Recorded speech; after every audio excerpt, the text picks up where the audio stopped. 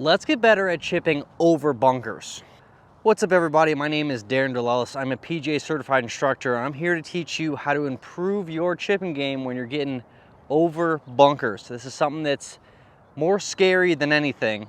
Something a lot of people struggle with because there's the mental challenge of having to get over the bunker. So I'm gonna teach you how to improve that, how to get the ball close to the hole, start getting up and down more often.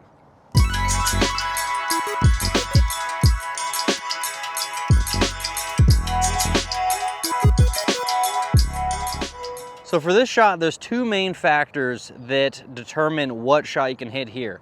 One of them is the lie, and the second one is how confident you are. If the lie's not great, it limits the shots you can hit, and if your confidence is really low, then it really limits the shot. If you have a bad lie and your confidence is way down, you're gonna just have to take your medicine and hit it past the pin, make sure we get over the bunker. So we're gonna hit a very standard shot, square face, ball back. And for a shot like this where I have some upslope, this might stop in time, but if the green's running away, you're just gonna be past the pin. So you might hit a lower one that runs out a little bit, but the biggest thing I did here is I made sure I got over the bunker. The worst thing you can do is dump it back in the bunker. So if your confidence is low, we're gonna go super standard shot, just making sure we get over the bunker. Now, if you have a decent lie and you feel pretty confident or have decent amount of confidence in this shot, then we can work on different heights to make sure it stops in time. So for a shot like this, not a crazy amount of green to work with, I'd want to have a little bit more loft. So I'm going to grab my 58 degree, which is the highest loft that I have. It'll be 60 for some of you. And we're just going to set up with the ball by the front foot, just off the inside of the front foot, club face slightly open. I don't want to lay it super flat on the ground because we're not hitting a crazy high flop shot. I just want to open it up just a little bit. The biggest thing with this shot, because I don't need to generate a crazy amount of height, is we're going to focus on moving with our chest. If we get nervous, it's going to be, our hands are going to want to go. And those nervous swings where we flip at it, that's where we get hitting it fat, hitting it thin. So we can limit the amount of movement in the hands and wrists. It's gonna make you a lot more consistent. So we set up ball just off the inside of our front foot, club face slightly open. We want the club face pointing at the target. Our feet are gonna be a little bit left. Make sure the weight is on our lead side and we're focusing on chest moving the club. You wanna make sure that tempo stays nice and consistent, and focus on where we want to land it.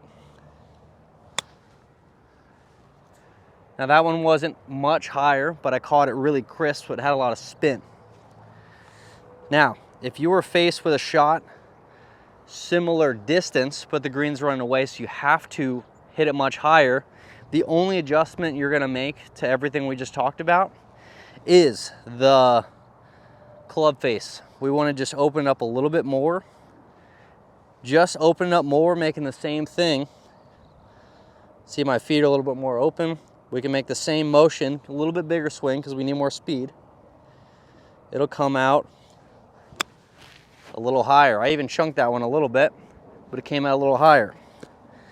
Now the last thing, if you had to hit it crazy, crazy high, this is for only circumstances where you have a great lie and you have a lot of confidence.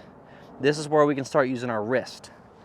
This is where we can hinge it on the way back so we can release it on the way through, because that's going to help us generate a little more speed, make sure we maintain all that loft that we have at address. So again, open club face, weight forward. Majority of this motion is with our chest, but we are going to let it set on the way back. And one important thing too is just to make sure this club face points to the sky on the way through. If we ever get to the point where we're rolling the club face over, we're not gonna hit it very high. So we wanna make sure club face points to the sky at the end. So let it hinge, and we can hit it nice and high. Now, if the pin was super close to the edge and was running away, that's one that would stop really fast. As you can see, lands on an upslope, I barely got it on the green, it didn't go very far. But you can see there's a bunch of different ways to hit this shot. It all depends on lie, confidence, and kind of what's in front of you. So make sure when you're picking what shot you want, one, make sure it's something you're confident in. If you're not confident in hitting that huge high flop shot, don't hit it. Again, the worst thing you can do is throw it back in that bunker, because if you make a nervous swing and chunk it in there, you're not gonna be very happy. But if you take your medicine, hit a shot you're more comfortable with, maybe you got a 15-footer past it, you're gonna be much happier, your scoring average is gonna be much better. You're just gonna enjoy the round more, you know? That's all that really matters. So I hope you can use these tips, bring them to the golf course, improve your game. Make sure we're getting up and down. From here, I want you to make at most 3 more shots. So chip, 2 putts. It says most I want to see you do. So I hope you can take these tips, do that, hopefully get up and down more, but at worst, you're making 3 from this spot. So thank you again for watching. I'll see you in the next one. We'll have more instruction. So bye.